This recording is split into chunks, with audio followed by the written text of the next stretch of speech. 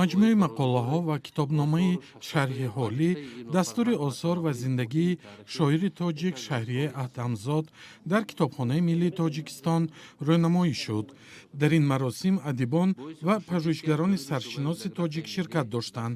Шаҳрияи Аҳтамзод, ки ахиран 70 сола шуд, мегӯяд мутахассисони Китобхонаи Миллии Тоҷикистон ҷузъиётҳои фаромӯшшудаи зиндагиашро низ ба хотир оварданд.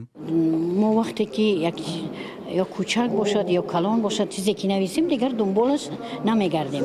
Яъне дар рӯзнома чоп мешад, дар ягон китоб чоп мешад, дар ноҳия чоп мешад, дар шаҳр.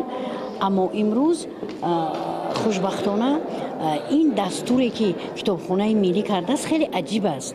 Аҷибаш он ки масалан аз рӯзгоре ки ман мактабхон будам, як чизе навиштам, ино аз ҳамун рӯзномаҳои Бадахшон, рӯзномаи ноҳиявии Ватан мегӯянд, дар ноҳияи Ванҷ, ана ҳамаи ҳамуна дар ин ҷо дарҷ карданд ки ман кайҳо уноро аз зеҳнам рафтааст намедонистам.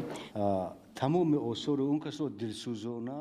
Ато Мирхоҷа, шоири халқии Тоҷикистон ва ҳамқалами Шаҳрияи Аҳтамзод, мегӯяд, ин дастур барои хонандаҳои осори Шаҳрияи Аҳтамзод ва пажӯҳишгарони осораш роҳнамои муҳиме хоҳад буд.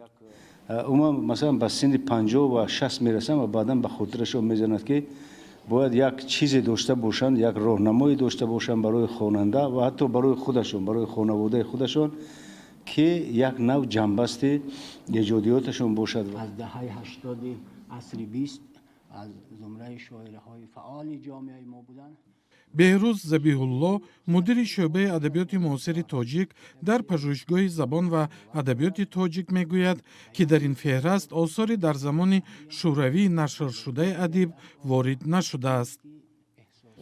осори шоира аз осори 30 соли ахири ва аз соли 90 то имрӯзро дар бар мегирад.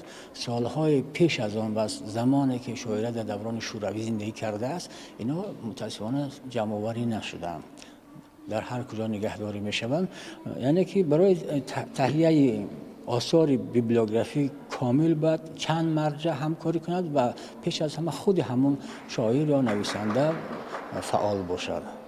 ин барои пажӯҳишгарон аст. маҷмӯи мақолаҳо ва китобномаи шарҳи ҳолии Шаҳрияи Аҳтамзод шашумин дастури библиографии шоиру адибони муосири тоҷик аст, ки дар як соли ахир аз сӯи Китобхонаи Миллӣ омода мешавад. аммо ин китоб ҳамагӣ 100 нусха нашр шудааст. Шаҳрияи Аҳтамзод аз соли 1992 узви Иттифоқи нависандагони Тоҷикистон мебошад. муаллифи чанд китоби шеърӣ аст. бештар дар бораи ғаму шодии занонаи худ ва муҳите ки иҳота кардааст сухан мегӯяд.